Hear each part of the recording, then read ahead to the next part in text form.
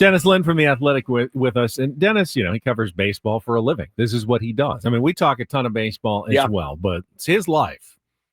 And he's supposed to draw some conclusions about the San Diego Padres based on what he sees. It's really hard to do, Dennis. They are tough. And I mean, it's really hard. Can we draw any conclusions? It felt like they hit rock bottom on Friday and then are bouncing back on the way up. But can you take anything out of 2 games at Coors Field knowing that could be a mirage, at least offensively, just because you're facing the Rockies in that thin altitude?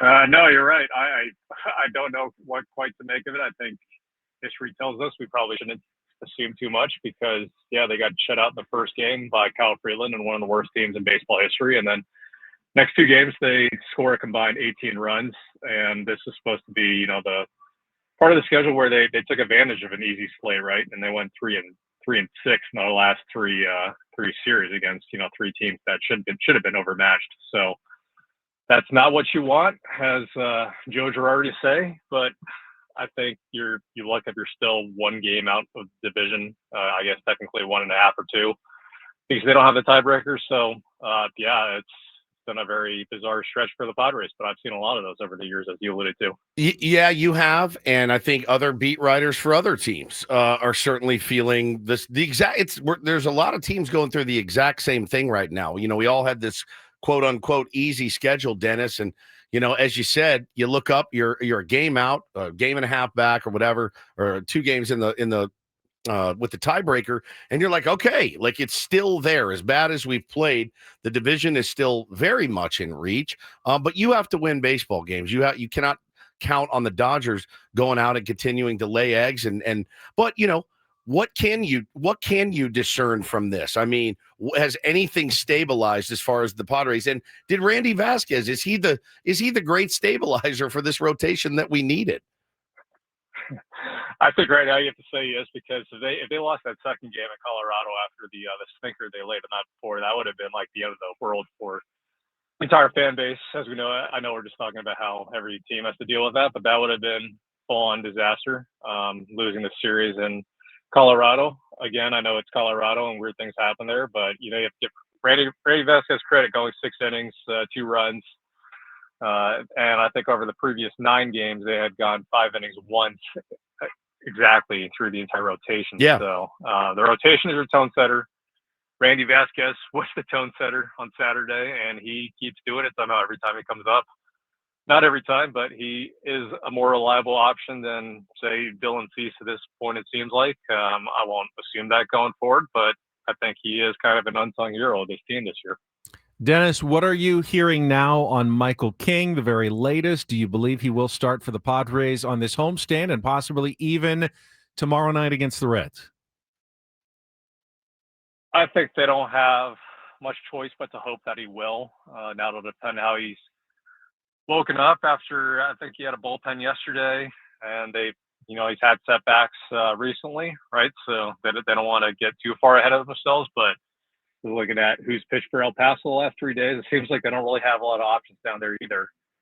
Even if those guys were rested, because, JP Sears has not been reliable since he came over at the trade deadline. Matt Waldron has pitched recently for El Paso. Obviously, he's not been much of an option this summer. And yeah, you've got Nestor Cortez on the potentially, I guess you would maybe call it the Phantom IL. But so I was just going to ask you, is that a healthy. Real injury? I mean, he has been hurt all year, or is that more of he hasn't been effective? I saw his bicep tensing up, and that I'm sure it's a real. Okay. It did look very tense when you're giving up 4 home runs in about 15 minutes. You tend to tighten up a little bit. So I believe in the validity of it.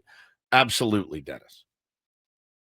Yeah. To be fair, that's kind of tongue-in-cheek on my part, but I should not assume that either.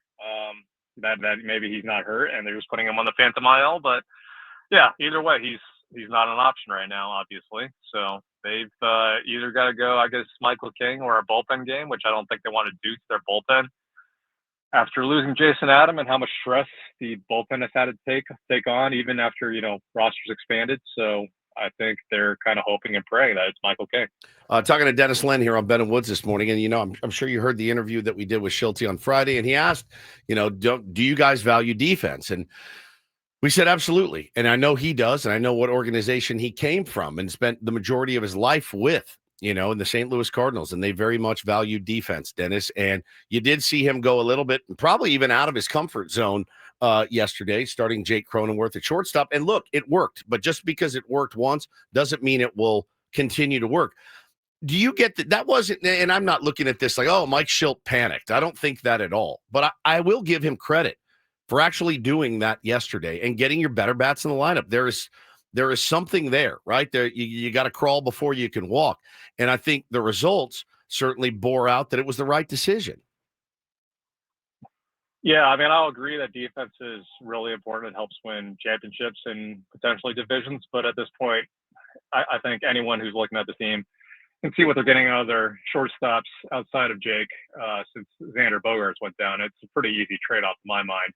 If you have, a softer matchup like that against a bad team, and you can kind of risk it. Now, I think tonight with Nick Lodolo, the lefty on the mound for the Reds, I think you might see Iglesias back out there at short. But frankly speaking, they just haven't gotten anything offensively out of their shortstops since Xander went down. So if you're not getting any offense, if you're going to give a little bit up on defense, I think that's a trade worth taking. And to Jake's credit, he really held down the fort at shortstop yesterday, and he's still getting on base and being productive at the plate. So I think that's a pretty easy call for a guy who, has played on the dirt more recently, obviously, than Jackson Merrill, and was an option to, come off the bench at some points and has done that, more recently at shortstop. But I think your question to Shildt about Jackson Merrill was completely fair, if you're asking for my opinion. Sure. Yeah. And, the interesting thing, man, and we talked about it way earlier in the show, Lodolo is a reverse splits guy. So you could literally, I mean, it's by, I think batting average wise, it's 79 points. I mean, it's like 210,